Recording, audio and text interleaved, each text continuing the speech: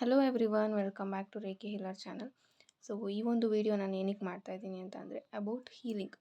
Healing ಅಂದರೆ ಏನು, ಯಾವ ರೀತಿ ಅದು ವರ್ಕ್ ಆಗುತ್ತೆ, ಸೊ ಇದ್ರ ಬಗ್ಗೆ ನಾನು ಸ್ವಲ್ಪ ಇನ್ಫಾರ್ಮೇಷನ್ ಕೊಡಬೇಕು ಅಂತ ಈ ಒಂದು ವಿಡಿಯೋ ಮಾಡ್ತಾ ಇದ್ದೀನಿ.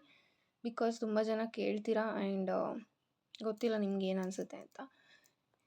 ಸೊ ಇದರಲ್ಲಿ ನನಗೆ ಎಷ್ಟಾಗುತ್ತೆ ನಾನು ಅಷ್ಟನ್ನು ಹೇಳೋಕ್ಕೆ ಟ್ರೈ ಮಾಡ್ತೀನಿ. ಫಸ್ಟು ನೀವು ಹೀಲಿಂಗ್ ಅಂತ ಬಂದಾಗ ಇಲ್ಲಿ ರಿಲೇಷನ್ಶಿಪ್ ಹೀಲಿಂಗ್ ಆಗಿರ್ಬೋದು, ಬಿಸ್ನೆಸ್, ಜಾಬ್, ಸೊ ಇದರಲ್ಲಿ ನೀವು ಗ್ರೋತ್ ಆಗಬೇಕು ಅಂದರೂ ಸಹ ನೀವು ಹೀಲಿಂಗ್ನ ತಗೊಳ್ಬೋದು. ಹೀಲಿಂಗ್ ಅಂತ ಅಂದರೆ ಸರಿ ಮಾಡೋದು, ಏನೇ ಒಂದು ತಪ್ಪಾಗಿದ್ರೂ ಅಥವಾ ತಪ್ಪಾಗಿರೋದನ್ನ ಸರಿ ಮಾಡ್ಕೊಳಕ್ಕಾಗಲ್ಲ, ಬಟ್ ಅಲ್ಲಿ ಇರುವಂಥ ಒಂದು ಮನಸ್ತಾಪಗಳನ್ನ ನಾವು ಸರಿ ಮಾಡ್ಕೊಳ್ಬೋದು. ಆ ಒಂದು ಮಿಸ್ಅಂಡರ್ಸ್ಟ್ಯಾಂಡಿಂಗ್ಸ್ನ ನಾವು ಕ್ಲಿಯರ್ ಮಾಡ್ಕೊಳ್ಬಹುದು. ಅಥವಾ ಯಾವುದೇ ಒಂದು ಅಡೆತಡೆ ತುಂಬ ಇದ್ದರೆ ಯಾವುದಾದ್ರೂ ಒಂದು ವರ್ಕಿಗೆ, ಸೊ ಇಲ್ಲಿ ನೀವು ಯಾವುದೇ ವಿಷ್ಗೆ ನೀವು ಹೀಲಿಂಗ್ನ ತೊಗೊಳ್ಬಹುದು. ಇದನ್ನು ಮೇನ್ಲಿ ವಿಶ್ ಹೀಲಿಂಗ್ ಅಂತಲೇ ಹೇಳ್ಬೋದು. ಬಟ್ ರಿಲೇಷನ್ಶಿಪ್ ಹೀಲಿಂಗ್ ತುಂಬ ಜನ ತಗೊಳ್ಳೋದ್ರಿಂದ ನಾನು ಯಾವಾಗಲೂ ರಿಲೇಷನ್ಶಿಪ್ ಹೀಲಿಂಗ್ ಅಂತ ನಾನು ಮೆನ್ಷನ್ ಮಾಡ್ತೀನಿ. ಸೊ ಇಲ್ಲಿ ತುಂಬ ಮಿಸ್ಅಂಡರ್ಸ್ಟ್ಯಾಂಡಿಂಗ್ಸ್ ಇರುತ್ತೆ ನಿಮ್ಮ ಹಾಗೆ ನಿಮ್ಮ ಪಾರ್ಟ್ನರ್ ಮಧ್ಯ. ಆ ಒಂದು ಮನಸ್ತಾಪಗಳಿಂದ ನೀವು ದೂರ ಆಗಿರ್ತೀರ.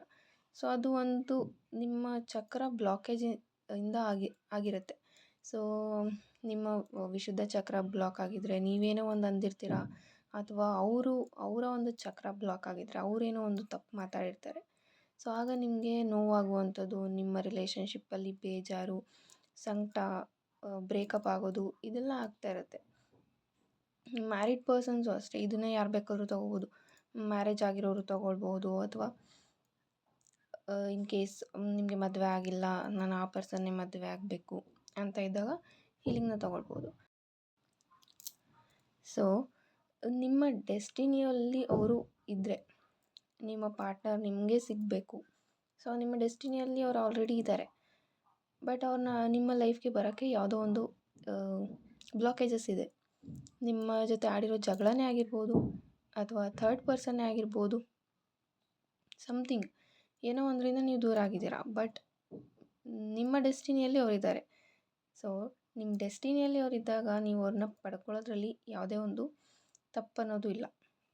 ಸೊ ಒನ್ಸ್ ನೀವು ಹೀಲಿಂಗ್ ತೊಗೊಳ್ಬಹುದು. ಹೀಲಿಂಗ್ ತೊಗೊಂಡು ಆ ಒಂದು ರಿಸಲ್ಟ್ಸ್ಗೆ ನೀವು ವೆಯ್ಟ್ ಮಾಡಬೇಕಾಗತ್ತೆ.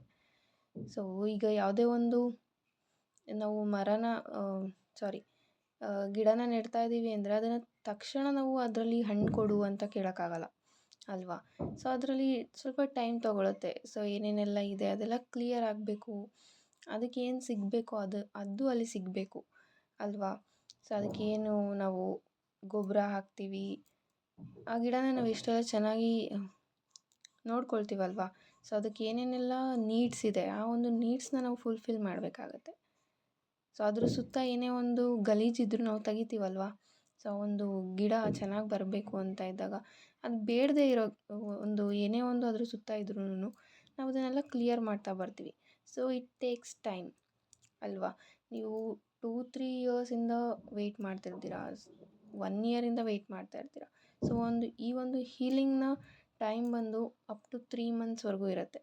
ಸೊ ಆ ಒಂದು 3 ಮಂತ್ಸಲ್ಲಿ ನಿಮ್ಮ ಡೆಸ್ಟಿನಿಯಲ್ಲಿ ಅವರು ನಿಮಗೆ ಸಿಗಬೇಕು ಅಂತ ಇದ್ದರೆ ಡೆಫಿನೆಟ್ಲಿ ಅಲ್ಲಿ ನಿಮ್ಮ ಪಾರ್ಟ್ನರ್ ನಿಮಗೆ ಮತ್ತೆ ಬರ್ತಾರೆ, ಬ್ಲಾಕ್ ಮಾಡಿದರೆ ಅನ್ಬ್ಲಾಕ್ ಮಾಡ್ತಾರೆ. ಸೊ ಈ ರೀತಿ ಎಲ್ಲ ಚೇಂಜಸ್ ಆಗುವಂಥದ್ದು. ಸೊ ನೀವು ಡೆಸ್ಟಿನಿಯಲ್ಲಿ ಇಲ್ಲದೆ ಇರೋದನ್ನ ಎಷ್ಟೇ ಪಡ್ಕೊಳ್ಳೋಕ್ಕೆ ಪ್ರಯತ್ನ ಮಾಡಿದ್ರೂ ಅದು ಅಷ್ಟು ಯೂಸ್ಫುಲ್ ಆಗಿರೋದಿಲ್ಲ ನಿಮಗೆ ಅಲ್ವಾ. ಸೊ ನಾನೇನು ಹೇಳ್ತೀನಿ ಅಂತ ಅಂದರೆ, ಇಲ್ಲಿ ತುಂಬ ಜನ ಹೀಲಿಂಗ್ ತೊಗೊಳ್ದೇ ಇರ್ಬೋದು, ಬಟ್ ವೆಯ್ಟ್ ಮಾಡ್ತಾ ಇರ್ತೀರ. ಅನ್ನೆಸೆಸರಿ ನಿಮ್ಮ ಟೈಮ್ನ ವೇಸ್ಟ್ ಮಾಡ್ತಾ ಇರ್ತೀರ. ಸೊ ಅವ್ರು ನಿಮಗೆ ಸಿಗ್ತಾರಾ ಸಿಗಲ್ವಾ ಅಂತ ನಿಮ್ಗೆ ಗೊತ್ತಿಲ್ಲ, ಬಟ್ ಸುಮ್ಮನೆ ವೆಯ್ಟ್ ಮಾಡ್ತೀರಾ. ಸೊ ಅದು ಯಾವ ರೀತಿ ಸರಿ ಅಂತ ನನಗಂತೂ ಗೊತ್ತಿಲ್ಲ. ನಿಮ್ಗೆ ಯಾವುದೇ ಒಂದು ಕ್ಲಾರಿಟಿ ಇಲ್ಲ, ಸುಮ್ಮನೆ ಆ ಪರ್ಸನ್ಗೆ ನೀವು ವೆಯ್ಟ್ ಮಾಡೋದ್ರಲ್ಲಿ ಏನು ಅರ್ಥ ಇದೆ ಹೇಳಿ. ಸೊ ಸಾರಿ, ಕಾಲ್ ಬಂದಿತ್ತು. ಆ್ಯಂಡ್ ಸೊ ಒಂದು ಪರ್ಸನ್ಗೆ ನೀವು ಎಷ್ಟು ಅಂತ ವೆಯ್ಟ್ ಮಾಡ್ತೀರಾ, ಸೊ ನಿಮಗೇನು ಕ್ಲಾರಿಟಿನೇ ಗೊತ್ತಿರಲ್ಲ. ಸೊ ಆಗ ಸುಮ್ಮನೆ ವೆಯ್ಟ್ ಮಾಡ್ತಾ ಇರ್ತೀರ. ನಿಮ್ಮ ಲೈಫ್ನಲ್ಲೂ ಸಹ ಬೇರೆ ಆಪರ್ಚುನಿಟೀಸ್ ಇರುತ್ತೆ, ಅಥವಾ ನಿಮ್ಮ ಕರಿಯರ್ನಲ್ಲಿ ನೀವು ಫೋಕಸ್ ಮಾಡಬೇಕಾಗತ್ತೆ. ಸೊ ಈ ರೀತಿ ಇದ್ದಾಗ ಹೀಲಿಂಗ್ ತೊಗೊಳ್ಬೇಕು ಅಂತ ಬಂದಾಗ ಆ ಹೀಲಿಂಗ್ನಲ್ಲಿ ನಿಮಗೆ ಗೊತ್ತಾಗುತ್ತೆ ಸೊ ಆ ಒಂದು ಟೈಮಿಂಗ್ ಬಂದು 3 ಮಂತ್ಸ್ ಇರುತ್ತೆ. ಆ 3 ಮಂತ್ಸಲ್ಲಿ ನಿಮ್ಮ ಡೆಸ್ಟಿನಿಯಲ್ಲಿ ಅವರು ಇದ್ದರೆ ನಿಮ್ಮ ಹತ್ರ ಬರ್ತಾರೆ ಅವರು. ಸೊ ಆವಾಗ ನಿಮ್ಮ ರಿಯೂನಿಯನ್ ಆಗುವಂಥ ಚಾನ್ಸಸ್ ಇದೆ. ಸೊ ನೆಗೆಟಿವ್ ಆಗಿ ಯಾಕೆ ಥಿಂಕ್ ಮಾಡಬೇಕಲ್ವಾ? ಸೊ ಪಾಸಿಟಿವ್ ಆಗಿ ನಾವು ಥಿಂಕ್ ಮಾಡ್ಬೋದು. ಸೊ ಹೀಲಿಂಗ್ ಬಗ್ಗೆ ಇಷ್ಟ ಆಯಿತು. ಆ್ಯಂಡ್ ಬಿಸ್ನೆಸ್ ಅಥವಾ ಜಾಬ್ ಅಂತ ಬಂದಾಗ ಸೊ ನೀವು ಅದಕ್ಕೂ ಕೂಡ ಹೀಲಿಂಗ್ ತೊಗೊಳ್ಬೋದು. ಪರ್ಟಿಕ್ಯುಲರಾಗಿ ಇದೆ ಅಂತ ಹೇಳೋದಕ್ಕಿಂತ ಒಂದು ವಿಶ್ ಹೀಲಿಂಗ್ ಅಂತ ಹೇಳ್ಬೋದು ಇದನ್ನು. ಸೊ ಒಂದು ವಿಶ್ ಫುಲ್ಫಿಲ್ ಮಾಡ್ಕೊಳ್ಬೇಕು. ನಿಮ್ಗೆ ಯಾವುದೋ ಒಂದು ತುಂಬ ದಿನದಿಂದ ಡ್ರೀಮ್ಸ್ ಇರುತ್ತೆ.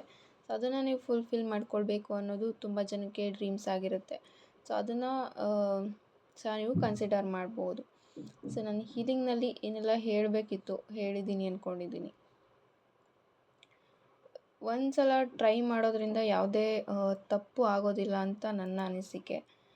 ಸೊ ಕೆಲವೊಬ್ಬರು ಏನು ಅಂದ್ಕೊಳ್ತೀರಾ, ಹೀಲಿಂಗ್ ಆಗ್ತಾ ಇದೆ ಸೊ ಇಷ್ಟರಲ್ಲೇ ನನಗೆ ಮೆಸೇಜ್ ಮಾಡಿಬಿಡ್ತಾರೆ, ನನಗೆ ಅನ್ಬ್ಲಾಕ್ ಮಾಡಿಬಿಡ್ತಾರೆ. ಹಾಗಲ್ಲ, ಅದು ಆಗುತ್ತೆ. ಕೆಲವರ ಒಂದು ಎನರ್ಜೀಸ್ ತುಂಬ ಹೈ ಇದ್ದಾಗ, ಸೊ ಅವರ ಪಾರ್ಟ್ನರ್ ಎನರ್ಜೀಸ್ ತುಂಬ ಹೈ ಇದ್ದಾಗ ಇದು ಸಹ ಆಗುತ್ತೆ, ಆಗಲ್ಲ ಅಂತ ಹೇಳಲ್ಲ. ಸಾರಿ, ಸ್ವಲ್ಪ ಸೌಂಡ್ ಡಿಸ್ಟರ್ಬೆನ್ಸ್ ಇದ್ದರೆ ಸಾರಿ. ತುಂಬ ಜನಕ್ಕೆ ಬೇಗ ರಿಸಲ್ಟ್ ಸಿಗುವಂಥದ್ದು ಇರುತ್ತೆ, ಯಾಕಂದರೆ ಅವರ ಒಂದು ಎನರ್ಜೀಸ್ ಮ್ಯಾಚ್ ಆಗ್ತಿರುತ್ತೆ. ಸೊ ಅಷ್ಟು ಮಿಸ್ಅಂಡರ್ಸ್ಟ್ಯಾಂಡಿಂಗ್ಸ್ ಇರಲ್ಲ. ಇಲ್ಲಿ ತುಂಬ ಜನ ಒಂದು 2 to 3 ಇಯರ್ಸಿಂದ ವೆಯ್ಟ್ ಮಾಡ್ತಾ ಇರ್ತೀರಾ. ನನಗೆ ಈ ಒಂದು 8 ಡೇಸ್ ಹೀಲಿಂಗ್ ತೊಗೊಂಡ್ರೆ ಈ ಒಂದು 8 ಡೇಸಲ್ಲಿ ನನಗೆ ರಿಸಲ್ಟ್ ಬೇಕು. ಏನು ಅನ್ಕೊಬಿಡ್ತೀರಾ, ಏನು ವರ್ಕ್ ಆಗ್ತಿಲ್ವಲ್ಲಪ್ಪ, ನಾನು ಹೀಲಿಂಗ್ ತೊಗೊಳ್ತಾ ಇದ್ದೀನಿ. ತಗೊಳ್ಳಿ ಫಸ್ಟು ನಿಮ್ಮ ಸೆಷನ್ಸ್ ಏನಿದೆ ಆ ಒಂದು 21 ಡೇಸ್ ತೊಗೊಂಡ್ರೆ 21 ಡೇಸ್ ಕಂಪ್ಲೀಟ್ ಮಾಡ್ಕೊಳ್ಳಿ. 8 ಡೇಸ್ ತೊಗೊಂಡ್ರೆ 8 ಡೇಸ್ ಕಂಪ್ಲೀಟ್ ಮಾಡ್ಕೊಳ್ಳಿ. ಫಸ್ಟ್ ಅದನ್ನು ಕಂಪ್ಲೀಟ್ ಮಾಡಿ ನಂಬಿಕೆ ಇಡಿ.